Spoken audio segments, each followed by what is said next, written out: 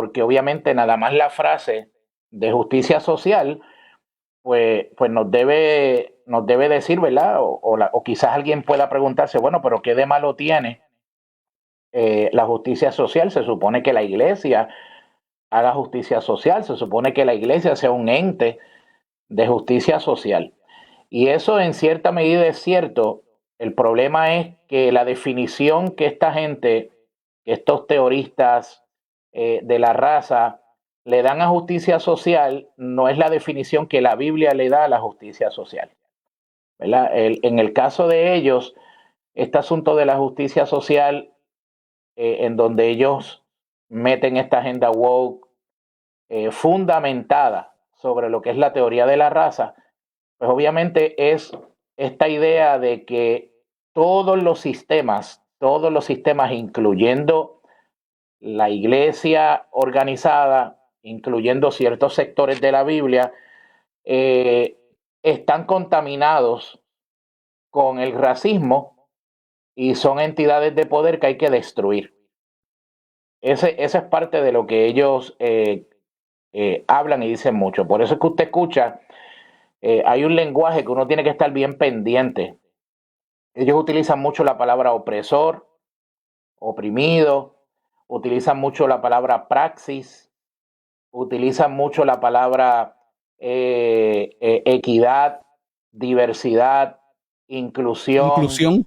Exacto. Exacto. Utilizan mucho esas palabras. Entonces, ¿qué pasa? El problema es que ellos han redefinido totalmente esas palabras, ¿ok? Entonces, ¿qué yo he descubierto, pastor y oyentes, mientras he estado estudiando sobre esta ideología y he estado leyendo de esta gente libros? Yo me he dedicado a leer libros de estas personas y le tengo que ser honesto, he sobrevivido a leer esto porque cada vez que leo yo me quedo como que, ¿qué es esto, Dios mío? O sea, ¿qué es esto que yo estoy leyendo? Pero mira, la ideología woke es un sistema impío anti Dios completamente. O sea, es un sistema completamente impío y un sistema anti Dios. ¿Por qué? Bueno, varias razones. Primero, la ideología woke modifica la doctrina de la humanidad perdiendo de vista la imagen de Dios como nuestra identidad. ¿Ok? Cuando usted estudia con detenimiento lo que ellos exponen, te das cuenta que ellos sacan del medio algo tan básico, por lo menos para nosotros los cristianos, y hablando dentro del contexto cristiano y evangélico donde se han infiltrado esta ideología, ellos sacan del medio el asunto de que hemos sido creados a imagen de Dios y que nuestra identidad viene de Dios. En este caso, para ellos, la identidad viene del color de nuestra piel. ¿Ok? Así es que ellos lo definen. Lo segundo es que la ideología woke, cuando usted la mira con detenimiento, niega a Cristo como la cabeza de la iglesia, completamente. Y hace de la justicia social la cabeza de la iglesia y el color de nuestra piel nuestra identidad. ¿Okay? Por lo tanto, por eso es que es anti Dios. Lo otro también es que la ideología woke juzga a todo grupo de personas como culpables y les ponen una frase que yo me imagino que ustedes las han escuchado, se llama supremacía blanca. ¿Verdad? Claro. Todo el que sea blanco está liquidado aquí en esta agenda. O sea, no hay redención para ti. Una pregunta. Obviamente, si es así, negarán la doctrina bíblica del pecado, negarán que el problema fundamental que tiene el ser humano es que está separado de Dios, que ha violado los mandamientos de Dios y por lo tanto necesita de un salvador, necesita de un redentor, que es estamos hablando de doctrina fundamental de la fe cristiana. Entonces ya el problema no es un problema espiritual, no es un problema de que el pecado crea separación entre Dios y el ser humano, ya no es un problema, ¿verdad?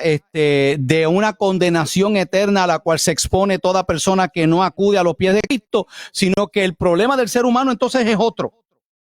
O sea, tiene que ver con la injusticia, tiene que ver con que hay prejuicio, que hay exclusión, que hay personas que, ¿verdad? Que por cuestión de la raza o incluso por raza, y ahí me imagino que incluirán también la orientación sexual, incluirán todas esas cosas. O sea, ellos han desviado, han tergiversado totalmente la doctrina bíblica de lo que es el problema existencial del ser humano, ¿no? Eso es así, y qué bueno que lo traes, pastor, porque aquí hay dos cosas que yo he descubierto en esta ideología que yo dije, wow, aquí esto es parte de los muchos engaños que ellos tienen ahí satánicos, este es uno de ellos, y es que para ellos no existe la redención, lo que existe es la reparación, ¿ok? ¿Qué significa eso? Que si tú eres blanco, estás fastidiado, tú no tienes redención ninguna, porque por ser blanco, por haber nacido blanco, por naturaleza tú eres racista. Y vas a seguir siendo racista toda la vida. O sea, que niegan ahí la doctrina del pecado, como usted acaba de decir, claro, pero niegan el aspecto de la redención, porque ellos sustituyen, esto es algo bien importante, sustituyen la redención por la reparación. Entonces, ¿qué pasa? Como tú eres blanco y jamás vas a tener redención según la doctrina, ¿verdad? Diabólica de ellos, pues tú tienes que repararme. Y esa reparación es lo que ellos le llaman, ¿verdad? Que tú estás redimiéndome porque me estás reparando. Y hemos visto, yo no sé si ustedes han visto esas noticias, pero han habido noticias en California y en otros estados donde se han reunido en el gobierno estos grupos para exigirle al Estado la reparación de dinero a las personas, ¿verdad?, de raza negra, porque hace un montón de años, pues obviamente fueron esclavos, y hay que entonces pagar todos esos años. Imagínate. Como si fuese un aspecto, o sea, que no hay redención, lo que hay es obviamente reparación. Y una de las cosas bien interesantes de esto es que la ideología woke fomenta el mismo pecado de racismo que ellos critican, lo fomentan ellos mismos. Claro. ¿Entiendes? Pastor, esto va ligado, no sé si te has escuchado, de este movimiento que lo que pretende es como que borrar de los hechos históricos, por ejemplo, ¿verdad? La conquista, una serie de eventos que ellos los clasifican y dicen que no, esto no debió pasar, debemos borrarlo, hay que reestructurar o redefinir la historia. Sí. También, ¿verdad? Como hablamos hace un tiempo atrás, René, acá hay una líder que dijo que la sociedad hay que implosionarla. Sí, Amarilis Pagán en un artículo, ¿verdad? Que escribió. Creo que todo esto va de la mano, ¿verdad, pastor? Sí, es que esto es como decir, la ideología woke es como decir, ahí meten todo. O sea, ellos meten ahí, obviamente tienen una fuerte influencia de marxismo. Cuando tú lo estudias a profundidad, te das cuenta que sus proponentes, por lo menos aquí en Estados Unidos, sus proponentes son bien marxistas, son lectores de Marx, citan mucho a Marx, utilizan mucho la filosofía marxista. También son personas que tú te das cuenta que te utilizan mucho el juego de palabras, redefinen palabras, pero lo más interesante de todo esto, cuando hablamos del contexto evangélico y de la iglesia donde se ha infiltrado esto, muchos de los pastores woke y ministros woke que están predicando desde los púlpitos, una de las cosas que hacen es que ellos invierten el orden del cristianismo y empiezan entonces a mostrar compasión solo para algunas personas, no para todo el mundo. ¿Ok? Entonces, una de las cosas que hacen es que llaman lo que la Biblia llama malo, ellos le llaman bueno, y lo que la Biblia le llama bueno, ellos le llaman malo. Y por eso es que digo que meten todo, porque por ejemplo ahí van con el discurso de la mujer derecho a decidir sobre su cuerpo. Y ahí vemos el asunto del aborto, ¿verdad? Ahí vemos el asunto del aborto. Entonces vemos otra cosa, no que también la persona, los niños que se sientan mujeres tienen o niñas tienen el derecho a escoger por qué hay que pasar una ley que los padres intervengan en eso cuando los padres no deben intervenir en eso. Ahí ya metieron otra cosa, que es todo esto de la ideología de género. ¿Entiendes? O sea, que ellos mezclan muchas cosas y prácticamente ellos lo que buscan, una de las cosas que buscan es la ideología woke interpreta los acontecimientos culturales en busca de una narrativa dominante. Entonces ellos empiezan a omitir detalles y a omitir verdades absolutas. De hecho, de eso se trata una narrativa. La narrativa que ellos utilizan, empiezan a utilizar ciertos detalles de verdad, pero no toda la verdad. ¿Ves? Te omiten, perdón, ciertos asuntos de la verdad que son contundentes y absolutos, que derriban su ideología, pero eso no lo utilizan. Por eso es que en la narrativa de ellos siempre van a existir dos personajes, el opresor y el oprimido. Entonces, los mensajes, empiezas a ver en los púlpitos a estos pastores que empiezan a predicar todo desde una cosmovisión de teoría crítica de la raza y empiezan a interpretar, pastor, los textos bíblicos que usted y yo sabemos que hay unas leyes de interpretación y de hermenéutica y de exégesis que son básicas. Pues ellos agarran y te ponen, y por ejemplo te dicen que la mujer samaritana era una mujer oprimida. Obviamente estaba oprimida por el pecado, pero ellos no hablan del pecado. No. Ellos hablan de que estaba siendo oprimida por el sistema y de que como estaba siendo oprimida por el sistema, por eso es que Cristo vino a sacarla de la opresión, porque a Cristo ellos lo ven como un revolucionario. Ellos no lo ven como un redentor. Oh, claro que no es nuevo. Lo que pasa es que le pusieron otro nombre.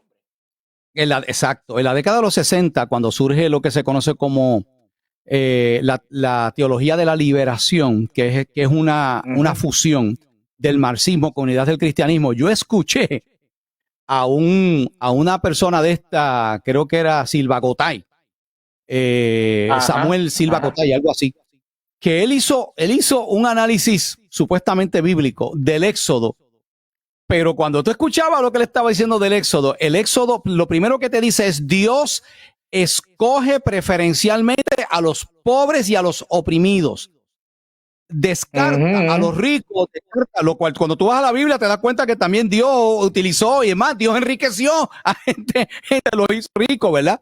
Pero entonces ellos dicen, es una lucha de un pueblo que se rebela, que se libera de la opresión en Egipto contra Faraón, y es la lucha de la redención de un pueblo. O sea, en ningún momento lo ven como que es una promesa que Dios había hecho, de que Dios el que está libertando a su pueblo para llevarlo hasta la tierra de Canaán como había prometido. No. O sea, es una lucha. Entonces tú ves que sutilmente, porque ese es el problema, pastor, que te utilizan ciertos versículos, estas cosas. Por ejemplo, aquí cae también la teología queer, que ha cobrado un auge tremendo, y eso es parte de la ideología woke, que es una teología donde te agarran todos los versículos que te hablan en contra de la conducta homosexual y te dicen claramente del Antiguo y Nuevo Testamento, claramente, que ese no es el orden, que ese no es el diseño original que Dios estableció del matrimonio. Entonces ellos te empiezan a decir que lo de Sodoma y Gomorra, el pecado de ellos fue que no fueron hospitalarios y que no trataron bien, ¿sabes? Te omiten totalmente unas cosas que cuando te habla en contra, por ejemplo, el Levítico, y que te habla de que Dios condena las relaciones homosexuales, que lo que Dios está condenando ahí no era una relación homosexual monógama, sino que era la prostitución religiosa que utilizaban prostitutos homosexuales en los cultos cananeos, ¿verdad? Y luego te van por ahí. Entonces tú te das cuenta cómo te tuercen las escrituras. Es una cosa. Te iba a decir algo también, pastor. Ok. Mira, interesante con eso. Sí. Interesante con eso, pastor, que usted dice, porque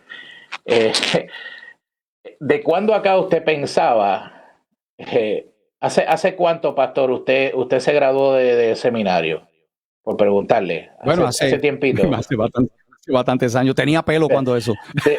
Exacto. ¿De cuándo acá? Mira, de cuándo. Ahora mismo hay muchos de estos seminarios que son seminarios liberales woke.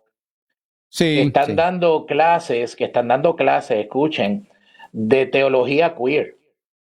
¿Ok? Sí. Y de hecho, yo en mi programa esta semana estuve hablando sobre uno de los proponentes que de todos los que yo estudiado, es un chamaco jovencito, él se llama Brandon Robertson, es pastor en Nueva York, en una iglesia reformada, él se identifica como queer, es de la comunidad LGBTQ, está haciendo su doctorado en teología queer, ¿ok? Y ha escrito más de 20 libros, oigan esto, ha escrito más de 20 libros. Y he estado escuchando muchos videos de él y me puse a leer un libro que él escribió que está traducido al español que se llama, ese libro en español se llama La teología de la inclusión, ¿ok? En la iglesia.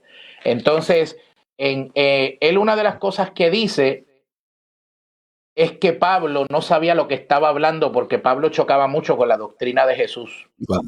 Increíble. ¿Entiendes?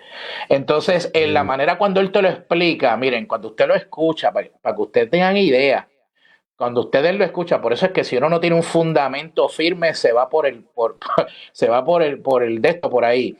La manera que te lo explica es tan convincente, pero obviamente los que conocemos la palabra nos damos cuenta de que en él está operando un espíritu de engaño, pero tenaz. Claro. Entonces, él explica, por ejemplo, que Jesús y Pablo se contradecían constantemente y que por eso él no sigue a Pablo, ni habla ni predica de Pablo, él se concentra solamente en los 4 evangelios, porque Pablo no tenía la revelación completa. Y mira lo que dice, él justifica diciendo que Pablo nunca andó ni caminó con Jesús, por eso no es creíble todo lo que él escribió. ¿Ves? Wow. Pero entonces, hay un problema con eso. Hay un problema con eso. Hay 2 evangelios escritos por gente que nunca caminaron con Jesús. Lucas no caminó con Jesús, ni Marcos tampoco anduvo con Jesús. O sea, ya de por sí, Mateo sí y Juan. O sea que ya tendrías que eliminar, no solamente eso, tienes que eliminar los Hechos, que es escrito por Lucas. Lucas era colaborador de Pablo. No estuvo con Jesús. Juan Marcos, que es el evangelio de Marcos, tiene que saber. Y no solamente eso, pastor, el problema que tiene esa postura de él es que está negando la doctrina fundamental de la inerrancia de las escrituras. Ya me estás diciendo que esas 3 epístolas de Pablo, 14 si añadiéramos a los hebreos, que esas epístolas paulinas tienes que desecharlas. O sea, ya la persona está en una herejía porque me estás diciendo que la Biblia que yo tengo no es confiable. Exactamente. Es que no existe otra manera, pastor, no existe otra manera de tú hacer una interpretación tan aberrante como esa. Primero, si no niegas la inherencia de las escrituras. Segundo, si no niegas la autoridad de las escrituras completamente. Si tú no haces eso, no hay manera de tú poder decir las locuras que ellos dicen. Miren, yo le di una conferencia a mis jóvenes de la iglesia y a la iglesia en general, que yo la titulé Afirmación peligrosa, la amenaza del cristianismo gay. ¿Por qué? Porque parte de la ideología woke envuelve todo esto. Ellos, por ejemplo, una de las cosas que tú escuchas mucho desde el púlpito es que ellos empiezan a repensar y a reinterpretar la teología, a repensar y a reinterpretar la Biblia, a repensar y a reinterpretar la iglesia, y también empiezan a repensar y a reinterpretar la identidad. Y entonces una de las cosas que ellos tienen 3 caballitos de Troya, ¿ok? Teológicamente hablando, en los seminarios y en las iglesias que tú escuchas desde los púlpitos cuando predican. Esos 3 caballitos de Troya se llaman la teología de la afirmación, la teología queer y la teología del celibato gay.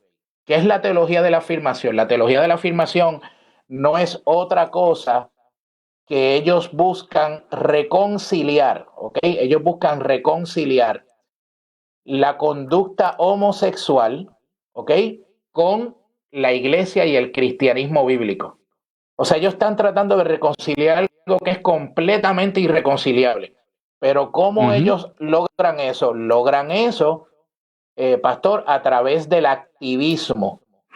Ellos meten gente activista en las iglesias y empiezan a trabajar eso de una manera tan sutil que empiezan entonces a traer mucho la enseñanza del amor y del amor y del amor, pero claro, no del amor bíblico como lo define la escritura, sino que es del amor y del amor que afirma a pesar de que haya pecado. Entonces ellos lo que te dicen, esa teología de la afirmación no es otra cosa que tienes que afirmarme, tienes que amarme como soy, pero no me puedes pedir que cambie, porque yo no voy a cambiar. No, y va de la mano también, sí, y va de la mano también el concepto de no juzgar, que ya quiero decir lo siguiente, ustedes que nos están viendo y nos están escuchando, eso se ha metido en las iglesias por ahí. Ya yo escucho montones. Algo normal ya. Algo normal. Escuchar a creyentes diciendo, no me juzgues. No puedes juzgar. Espérate. Es una media verdad, porque sí hay un juzgar que la Biblia condena. ¿Cuál es el juzgar que la Biblia condena? Cuando yo juzgo situaciones de las cuales yo no tengo base ni evidencia. Yo no puedo emitir un juicio porque yo no conozco las intenciones de esa persona, yo no conozco su corazón. Pero hay un juzgar mandado en la Biblia, ordenado en las Escrituras, que es cuando yo emito un juicio valorativo basado en un principio de la palabra. Por ejemplo, este hombre que está casado y este hombre que está casado, siendo un hombre que está en una relación de matrimonio, se enamora y empieza a tener una relación con una mujer que no es su esposa. Eso se llama adulterio y hay que llamar las cosas por su nombre. Eso es una relación adulta. No podemos juzgar. Espérate, ¿cómo que no podemos juzgar? La Biblia me manda a juzgar y hay conductas y hay cosas que la Biblia dice que están mal. Al contrario, la Biblia dice que el cristiano tiene que tener ese discernimiento y que tiene constantemente que estar emitiendo ese juicio basado en los principios de la palabra. Pero fíjate cómo sutilmente, ¿no? Entonces te dicen, no, porque Jesús no juzgó a la mujer que iban a apedrear, que estaba en una relación de adulterio. Entonces te tuercen un texto bíblico. Espérate. ¿Cómo que no la juzgó? O sea, Jesús lo que hizo fue hacerle ver a aquellos hombres que ellos que estaban acusándola estaban en una relación, estaban en una vida pecaminosa también. Eran tan pecadores como ella. Pero Jesús le dijo a esa mujer, que esa es la parte que nunca menciona, vete, pero no peques más. O sea, no sigas en esa vida de pecado. ¿Sabes? Jesús entiende que lo que ella está haciendo es pecaminoso. Y por último, pastor, quiero decir esto, porque esto es importante que cuando analizamos esta ideología la gente lo tenga presente. Sí. Y que yo he descubierto mientras he estudiado esto, y es que la ideología woke ha creado un Jesús conforme a su imagen y su semejanza, que no es el Jesús de la Biblia. No es el Jesús de la Biblia. Ellos toman elementos de la Biblia, toman lenguajes de la Biblia, pero los cambian, los tergiversan. Entonces el Jesús que presentan es un Jesús revolucionario, estilo el Che Guevara. Sí. El Jesús que presentan es un Jesús que hace justicia, ¿verdad? Social a los pobres. Un reformador social. Un reformador social. El Jesús que presentan es el Jesús que, por ejemplo, ama a todos y no excluye a nadie. ¿Ok? El Jesús que presentan es un Jesús conforme a la imagen y semejanza de ellos, no es el Jesús bíblico. Entonces tenemos que tener mucho cuidado con esto porque ellos utilizan elementos que sí son bíblicos, pero los tergiversan completamente, los reinterpretan, le dan su propia definición y eso lo montan dentro de un marco teológico y lo sueltan desde el púlpito. Y la gente dice, claro, las personas que tienen una fe superficial, que no leen la Biblia, que no conocen la palabra, pues se van ahí en ese proceso porque obviamente ellos suenan bonitos diciendo, no, que nosotros tenemos que ayudar a los pobres. Pues claro que sí, la iglesia está para ayudar al pobre, la iglesia está para ayudar y hacer justicia social al oprimido, claro que sí. Pero ellos, acuérdate que el Jesús que ellos presentan es un Jesús diferente que no incluye que nos libertó y nos vino a cambiar y nos vino a perdonar nuestros pecados. Porque eso significaría que yo tengo que aceptar que soy pecador y que mi estilo de vida es pecado. Exactamente. Eso es parte de lo que está pasando. Pastor, gracias, ¿verdad? Por toda esa explicación excelente y clara. Pastor, ¿cómo te pueden conseguir, ¿verdad? Las personas que quieran seguirte y que quieran escuchar ¿verdad? El trabajo que estás haciendo. Pues mira, me pueden conseguir, se pueden suscribir a mi canal de YouTube. Me consiguen como Pastor Julio Vientos en mi canal de YouTube. Ahí yo tengo montones de estos temas hablo de los temas de esto que acabo de hablar de woke, hablo de ideología de género, hablo de la conferencia esa que mencioné sobre el cristianismo gay y todo este tipo de cosas. Tengo mucho ahí. Pastor Julio Vientos ahí. Se puede suscribir igualmente a mi canal de Rumble como Pastor Julio Vientos. Y también me paso posteando pensamientos, cosas en mi Facebook. Pastor Julio Vientos me consigue ahí, mi Instagram, Pastor Julio Vientos. Importante también, se puede suscribir a mi blog, que me consigue como www.pastorjuliovientos. www.pastorjuliovientos. Es completamente gratis, se puede suscribir a mi blog y ahí yo me paso escribiendo sobre estos temas, hago análisis sobre estas situaciones de manera escrita, los comparto en mis redes y así si se suscribe pues le va a llegar siempre que yo escribo algo nuevo, que casi siempre es todos los viernes cuando subo un escrito nuevo. Excelente. Gracias, Pastor Julio Vientos. Ya nos comunicaremos más adelante. Un abrazo. Dios te bendiga. Bendiciones. Gracias por la invitación. Un abrazo. Amén.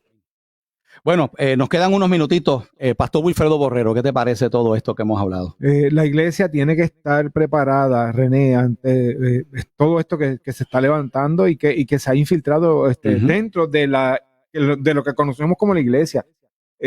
Si nosotros ignoramos los ataques del enemigo, pues vamos a ser presa fácil. Cierto. Pues, lamentablemente, como decía el pastor hace un momento, hay gente que no estudia la palabra, no se instruye. Ese es el problema. Sí. Pues, dependen de lo que reciben el domingo y quizás algún día en la semana. Dicen gloria a Dios, aleluya, pero cuando tú miras sus vidas, realmente no tienen tiempo con el Señor, no estudian, no escudriñan. No están aprendiendo. Y la palabra es clara, nos advierte en Efesios capítulo 4 que para usted no ser llevado por doquiera de todo viento de doctrina y estratagema de hombres que para engañar emplean con astucia las artimañas del error, usted tiene que estar afirmado y arraigado en la palabra. Lamentablemente, estas teologías, estas doctrinas falsas, y aquí vamos a seguir hablando en Faith Crisis de vez en cuando, vamos a hablar de estos temas y todas estas doctrinas que no son arraigadas en la palabra, que están infiltrándose en la iglesia, no solamente en iglesias liberales, en iglesias también.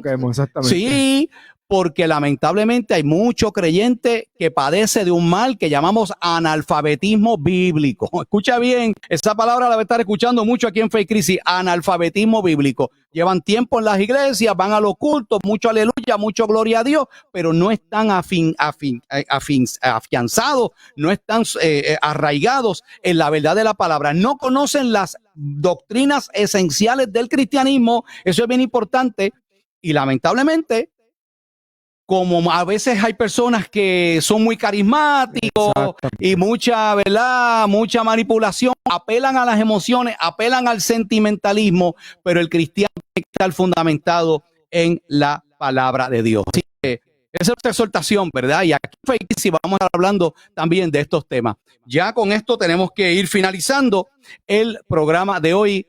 Los esperamos la próxima semana con más entrevistas, análisis de diversos temas aquí en Faith Crisis, ahora a través de Inspira 88.1. Así que será hasta el próximo martes con el favor del Señor. Tengan un hermoso fin de semana. Dios me los bendiga a todos. Dios les bendiga. 88.1 Inspira.